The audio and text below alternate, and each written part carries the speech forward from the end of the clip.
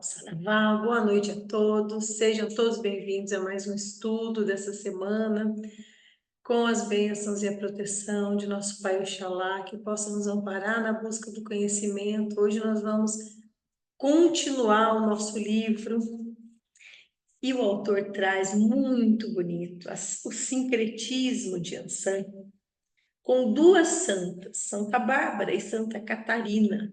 Eu vou falar primeiro sobre Santa Bárbara. Santa Bárbara, santa da Igreja Católica, é a santa mártir da Igreja Católica, né?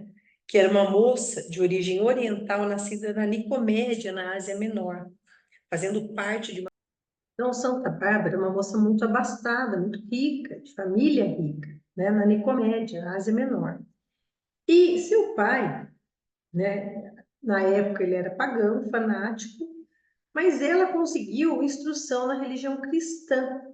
Ela era muito jovem, muito bonita. Dióscoro, seu pai, tinha pretensões de um casamento honroso para ela, mas ela ignorava literalmente todos os seus pretendentes. Até que seu pai descobriu que ela era cristã, e aí o amor do pai se transformou num ódio cruel e ameaçou com torturas, né? Prendeu ela numa torre, por isso que a imagem sempre da santa, né? Santa Bárbara é sempre uma torre, né? Tem a torre com a santa carregando, né, a folha da palmeira, e trancou ela na torre e denunciou ela para o prefeito da província. E ela suportou todas as torturas com altivez e firmeza, sempre alicerçada na fé do Cristo. E nessa época, o juiz vendo, não, o juiz que estava julgando o caso, vendo a obstinação de Bárbara em professar a fé, mesmo após todas as torturas, ele pronunciou para ela a sentença de morte. E seu pai prontificou-se a executá-la. Ou seja, o próprio pai falou, não, pode deixar que eu mato, eu mesma mato. Tá? E aí que começa a ligação de Santa Bárbara com Yansan, por causa da forma como ela morreu. Tá? Então, quando conta, né, a história que quando ela se ajoelhou, estava prestes a ir a ter o seu pescoço cortado, primeiro que o executor não quis executar. Tem um filme, tá, sobre Santa Bárbara, bem bonito, assim, mais recente, assistam se puderem. E o pai, depois foi o pai para executar. Só que caiu uma terrível tempestade bem na hora, e caiu um raio no pai dela, bem na hora da execução. Ela foi executada, foi, né, morta, decapitada, mas o seu pai, então assim, todo mundo entendeu aquilo como um castigo divino. Que caiu um raio e matou o pai dela, que tinha acabado de matá-la. Né? Então, por isso, Santa Bárbara é associada, né, é a protetora no catolicismo da morte trágica e a protetora contra perigos de explosões, raios, etc. Né? Então, essa palma dela significa, aliás, gente, aqui está no livro, que significa o martírio, né? O cálice como símbolo de sua proteção aos moribundos e ao lado uma espada, instrumento da sua morte. Então, um simbolismo muito bonito de Ansan. O detalhe, tá, gente? A palma, eu lembro que faz algum tempo atrás, eu fiquei intrigada, mas que palma é essa que esses santos carregam, né? Eu não entendo de santos, eu fui pesquisar, quando a gente não sabe. E eu pesquisei, porque tem um monte, eu acho que eu fui por causa de Santa Luzia, fui pesquisando que planta que era, né? E aí todas as fontes que eu achava falavam que era uma palmeira. Uma palmeira. Mas qual palmeira? Tem dezenas, centenas de espécies de palmeira. Aí o Gustavo achou, o Gustavo veio e me trouxe. Essa folha que os santos carregam é, na verdade, o ramo, né? Esse ramo que eles carregam é o ramo da tamareira, que é uma árvore que você planta hoje, demora 80 anos para colher. Então, o símbolo dela é de muita resistência, inclusive a fruta favorita de Jesus. Então, a tamareira, o ramo da tâmara, é sempre associado a todos os mártires, ou seja, todos os santos que morreram resistindo com a fé católica, com a fé cristã, católica não, com a fé cristã, né? Porque muitos vieram antes até. Então, todos aqueles que resistiram, não se converteram e mantiveram a fé cristã, eles são associados ou representados com essa palma da tamareira, que é o símbolo do martírio, da resistência, tá? Então, você tem muito santo. A outra santa, sincretizada em alguns lugares com Iansã, é Santa Catarina. Mas Santa Catarina, gente, ela tem, não é aqui na nossa região, não é na nossa cultura, nós não associamos Santa Bárbara com Santa Catarina, mas Santa Catarina, ela tem uma história muito bonita, muito interessante. E por que nós precisamos saber pelo menos um pouquinho dela? Não foram poucas as vezes em que o vô Benedito, em situações de perigo, situações que eu precisava de uma proteção extrema, rezou em mim a oração de Santa Catarina. Foram várias vezes. Ou ele rezou em mim, ou pediu para que eu rezasse, fizesse algumas coisas, ó, faz isso e reza a oração de Santa Catarina. A oração de Santa Catarina, ela traz um mistério muito grande, um poder mágico. Ai, mas santo católico tem magia. Gente, pelo amor de Deus, vocês largam de ser ignorante. Todo santo tem o seu valor, todo santo tem o seu mistério. E esses espíritos, não todos, mas a sua grande maioria, espíritos evoluidíssimos que servem ao nosso amparo. Todos nós. Ou você acha que você rezar para Nossa Senhora, você fala assim, não, mas eu não é católica, eu não vou te atender, não. Você acha que é assim que funciona? Um espírito dessa grandeza? Não, né? Não pode, né? Não tem lógica. Então, nós vamos estudar sim a santa. A santa da reza boa. Vocês gravem isso. A santa da reza boa. Vocês vão lembrar, não é para ir à toa, viu? Vocês rezam direitinho. Santa Catarina, ela viveu em Alexandria, no Egito, no início do século IV. E ela, gente, ela era uma das mártires mais famosas nos primeiros séculos da era cristã. Por quê? Ela era filha de um homem muito rico também. E era muito bonita. E muito inteligente e culta. E um dia, sua mãe apresentou a um eremita que, encantado com sua inteligência, resolveu ensinar-lhe tudo sobre a vida do Cristo.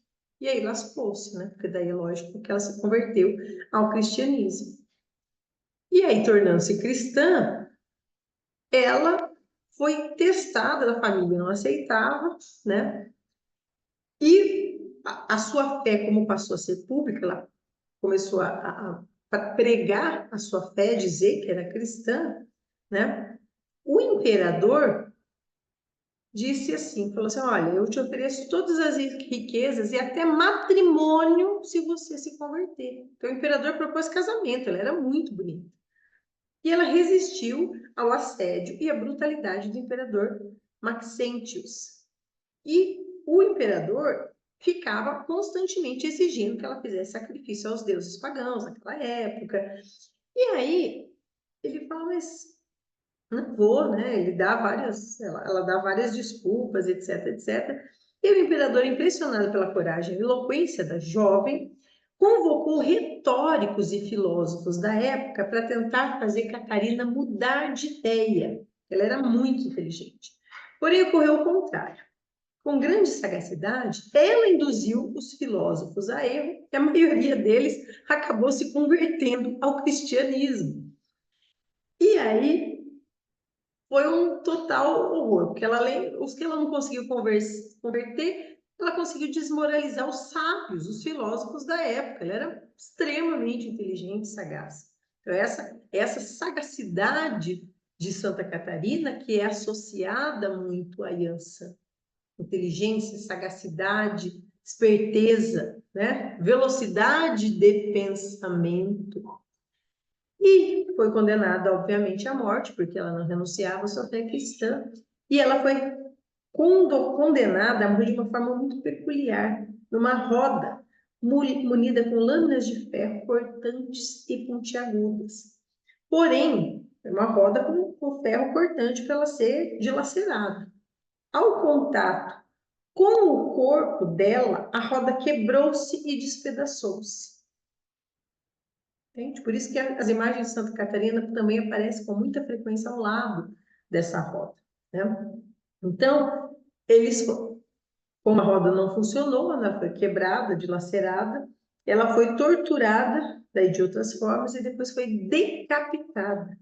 E por esse motivo, Santa Catarina é sempre invocada para aqueles que trabalham com qualquer forma de rodas. Segundo a lenda, quando decapitaram sua cabeça, do seu pescoço brotou leite em vez de sangue.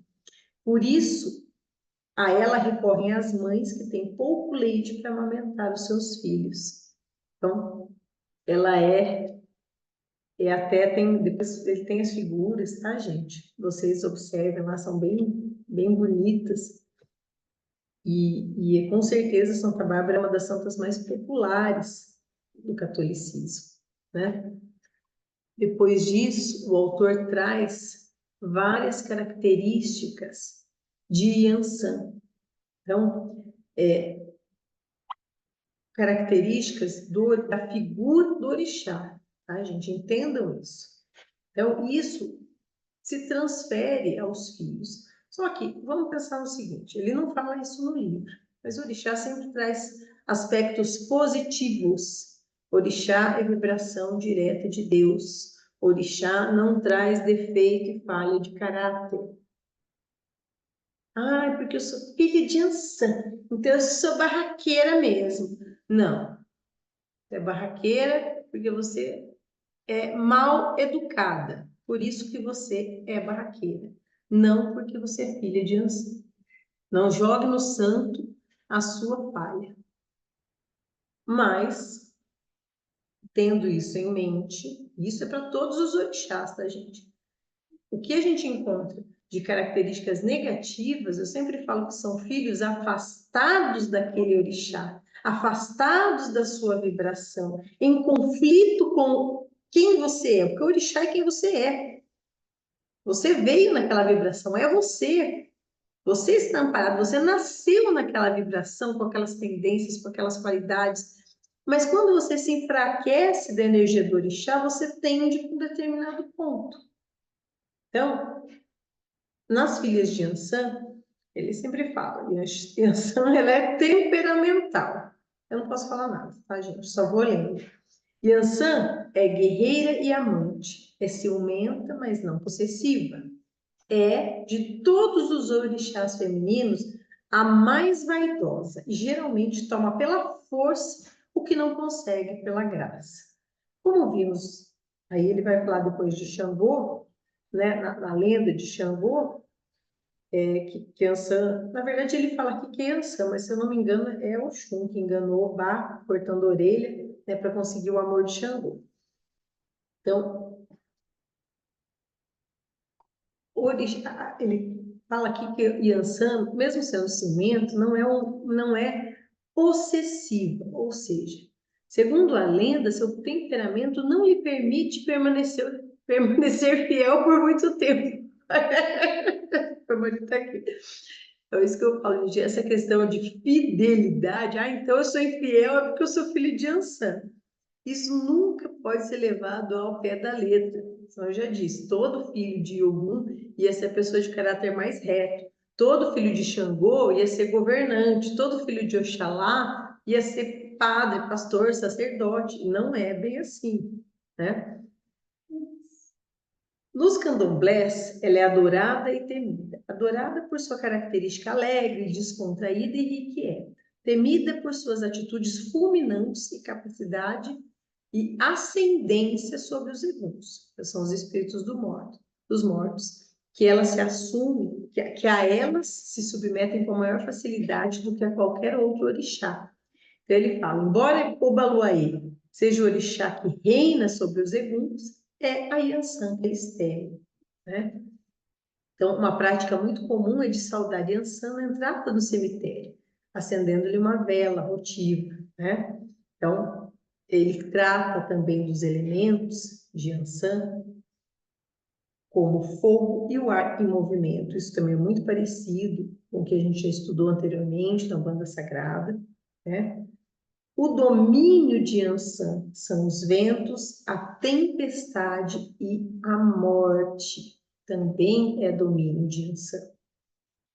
Ele não fala aqui, mas só para vocês entenderem o local de oferenda, campos abertos, lugares que ventam muito e bambuzais. Eu, preferencialmente, prefiro sempre saudar Yansan nos bambuzais, que é a planta mais emblemática, talvez, de Yansan, que é a planta que enverga, mas não quebra. Essas são as filhas de Yansan e os filhos de Yansan.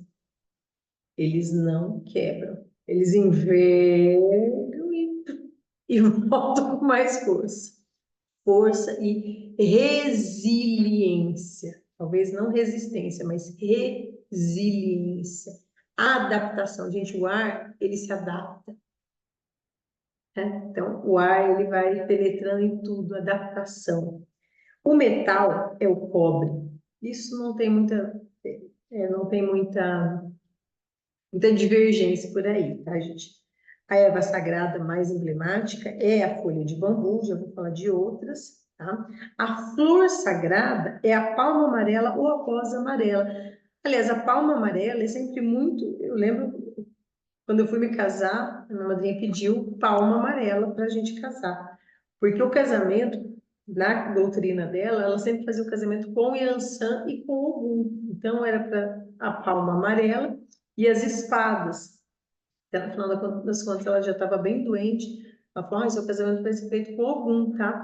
E aí não pôde, porque ela já estava fisicamente bem doente. Aí foi a avó Maroca, na época, que fez nosso casamento.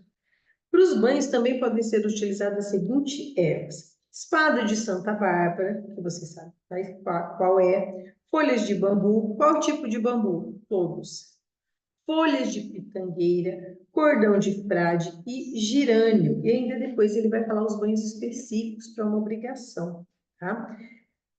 A data comemorativa é 4 de dezembro, tanto na Umbanda quanto no Candomblé, porque é o dia de Santa Bárbara, né? O dia de Ansan, que é consagrado a ela, para ele aqui é na quinta-feira.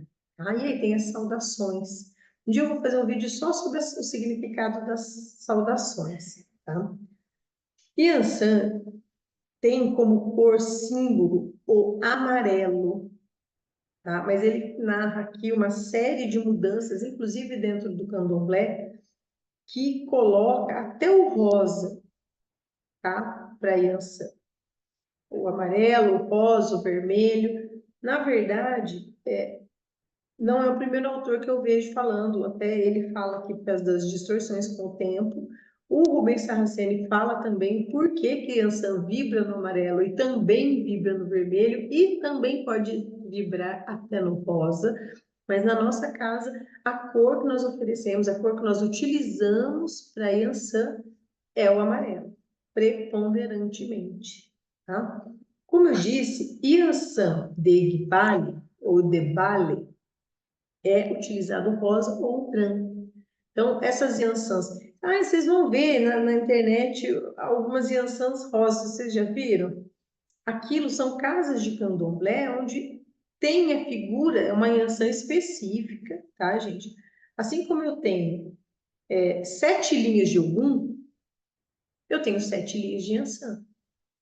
E nós já explicamos, inclusive, os fundamentos sobre a ótica da Umbanda Sagrada do porquê, que é muito bacana. A gente não descarta, isso só explica, não é contraditório o que a gente faz, tá? E aquelas Yansans de rosa, aquelas Yansans inteiras de branco, são a figura de Yansan de Bale, ou de Gbali, né? Que é uma Yansan mais suave, mais leve, predominante atuante no cemitério. Tá? Os instrumentos de culto de Yansan, talvez o mais famoso, é o Eroexim, que é um chicote feito de crina, pode ser de crina de búfalo, crina de cavalo, né? Como se fosse um espanador, não é bem espanador, porque é um chicote de pelo mesmo, longo, de crina, tá? Que é um símbolo de Yansan de afastar espírito de algum mesmo. Então, aquele chicote dela, aquele instrumento Eruxim, ele serve para afastar toda energia de algum. Todo encosto, né? Não gosto de falar assim, mas toda energia de morto, de espírito perdido, Yansan serve para afastar, assim como seus demais instrumentos, tá? Um outro instrumento menos comum, né, que é utilizado, é a espada, né? Mas para nós usamos uma espada curta. É mais comum na nossa tradição a espada curta de Ansan. O cálice também é símbolo de Ansan.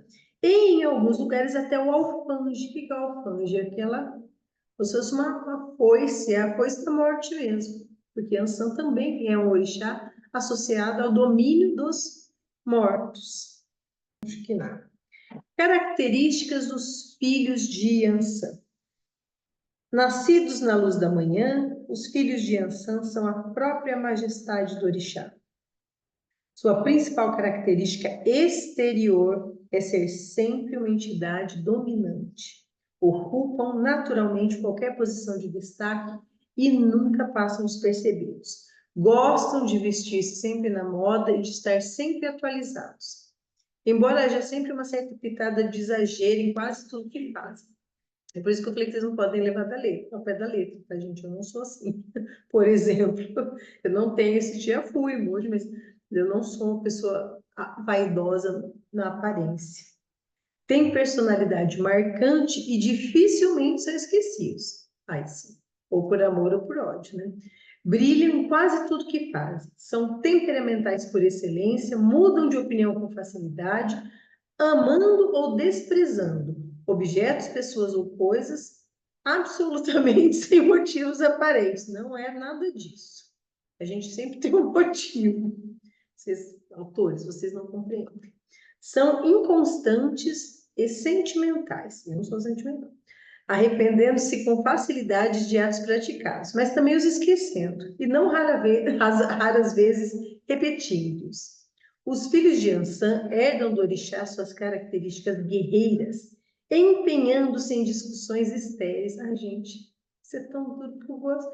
Eu gosto só por gostar, sabe? Eu quero provar que eu tô certa, eu quero discutir, porque eu quero ir até o fundo.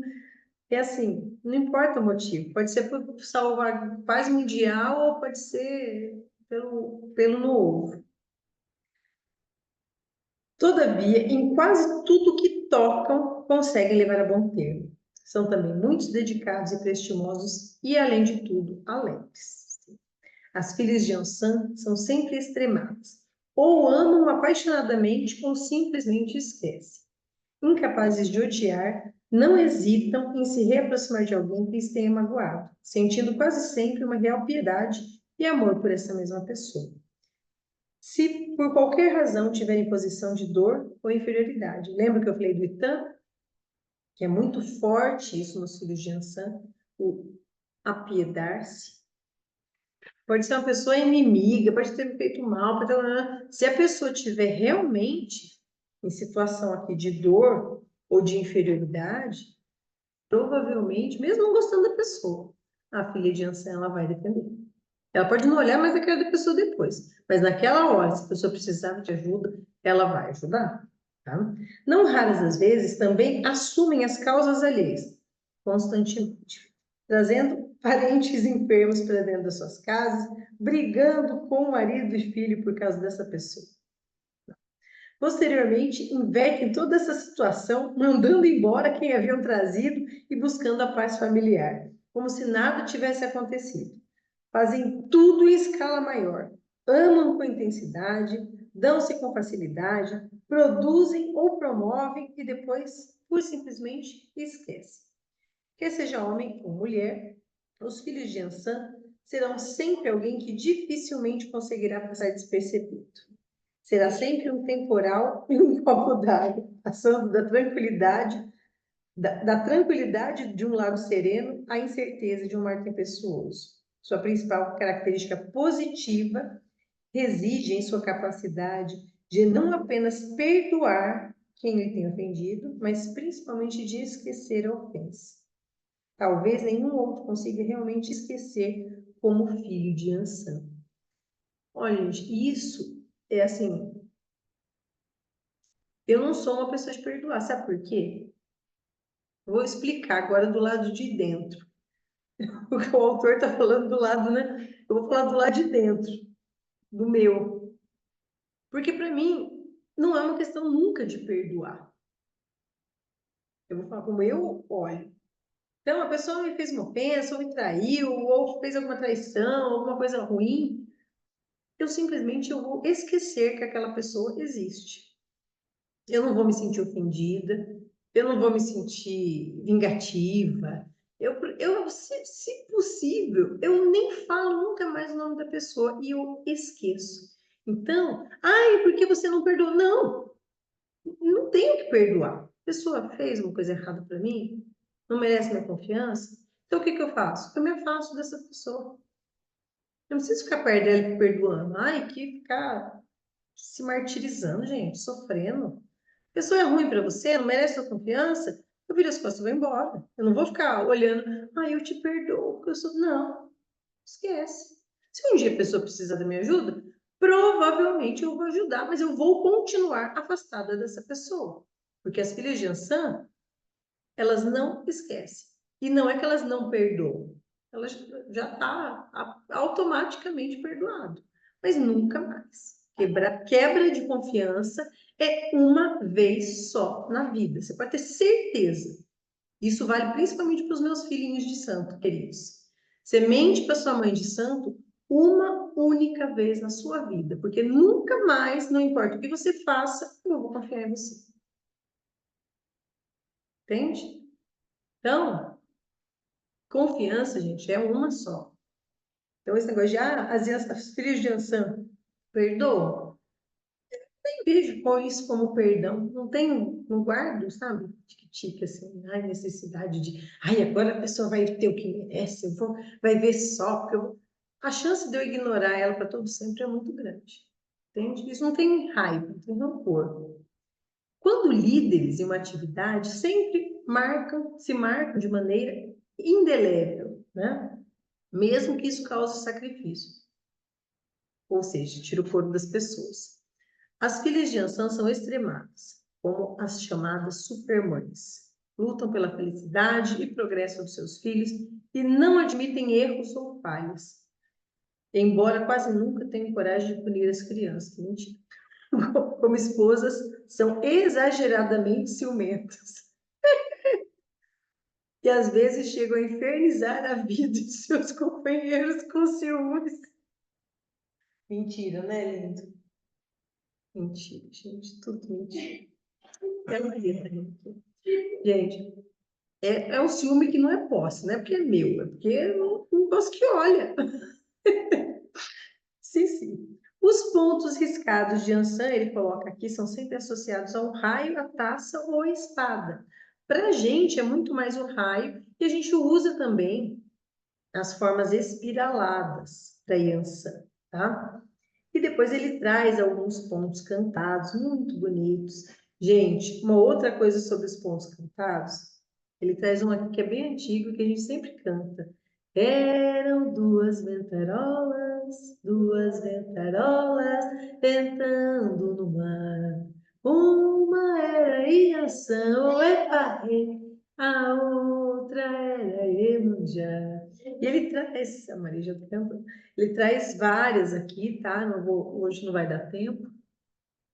Nessa de ciúme já não é um ponto forte, tem uma filhinha de Ansan ali. A gente fala isso, de novo. Não é porque, então as filhas de Ansan são sempre ciumentas. Não, nem todas. Isso não é uma coisa assim, é uma regra, tem que ser. Como eu falei dos filhos de Oxalá, nem todas aquelas características estão evidentes em todos os filhos, tá? Isso é importante, porque você fala, se você olhar, você fala, nossa, mas Então, eu sou filho de Xangô, mas eu não sou comilão, porque os filhos de Xangô são comilão, é muito associado a serem pessoas comilonas. Ah, então, não, gente, isso não é 100%. Nem todos os filhos vão ter todas essas características acentuadas, entende? Vai acabar o tempo, queria falar mais coisas, mas não vai dar. A comida de Ansan é uma comida, na verdade, ele não fala aqui, que ele fala do acarajé, mas o acarajé é a comida mais emblemática de Ansan, é o acarajé. Mas também, no candomblé é oferecido cabra, não pode ser preta, a galinha da Angola, a galinha de preferência vermelha. E aí, na Umbanda, a gente usa muito o acarajé. Ele fala aqui do bolo de milho, que é o abará, e o bobó, que é o inhame cozido e cortado em fatias grossas. Mas também, gente, uma coisa mais fácil, mais simples, que se pode oferecer em Ansan, ele fala aqui no milho cozido e depois regado com mel. Eu ofereço também, ainda mais simples, eu aprendi a fazer o abacaxi em calda, mas não é comprado não, tá, gente? Não abre a lata, põe na pensando que cai uma raia na sua cabeça. Deus me livre, guarde. Não é assim que faz oferenda. Você faz a calda, faz o abacaxi lá com açúcar, com mel, com melado e tal. Faz a calda, faz o abacaxi para ofertar para Yansan. E abacaxi é fruto muito, muito forte de Yansan também, tá? Depois ele traça lá a obrigação da Umbanda, a obrigação como tem que ser feita, tá? Que daí depois, quando chegar o momento, então a gente vai fazendo aos poucos, tá, gente? Essas obrigações. Eu vou chamar as minhas queridas filhinhas de Ansan, que não são muitas, né? No terreiro. E tem além de não ser muitas, tem as que eu acho que é e não é, e as que acham que não são, e eu confundo. Mas eu vou chamar as minhas filhas de Ansan para prestar essa obrigação junto. Aí são só as mulheres mesmo, tá? Então, Oxalá, orixá masculino, os que têm de frente orixá masculino. Yansan, orixá feminino, as mulheres que têm orixá de frente feminino. Tá? Então, só as filhas de Yansan. Quando for de Xangô, só os filhos de Xangô e assim por diante. Tá? Inclusive, ele fala aqui que o apelido, né? Ele fala das características do brajá de Ansan, que é um brajá diferente, ele tem que ser brilhante. Ele fala, não é à toa que o apelido carinhoso de Ansan é Moça Rica. Inclusive, eu canto um conto, vou gravar ainda, mas eu acho que vocês conseguem aí nas redes sociais.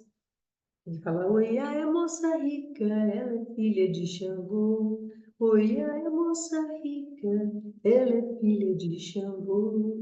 E Ansan chegou na Umbanda e o terreiro saravou. Conto bem antigo, bem bonito, tá?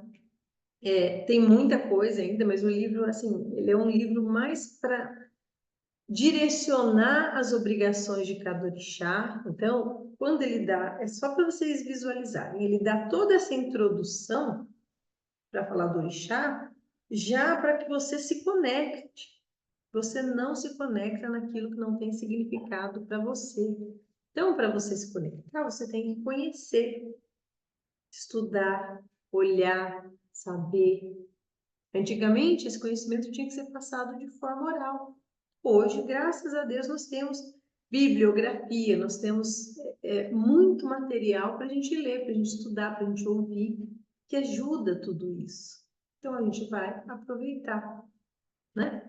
Para não ficar preso naquele ostracismo, naquele mundinho que a gente valoriza muito as tradições da nossa casa, mas a gente tem que ter ciência de que o mundo tem outras coisas também, tá?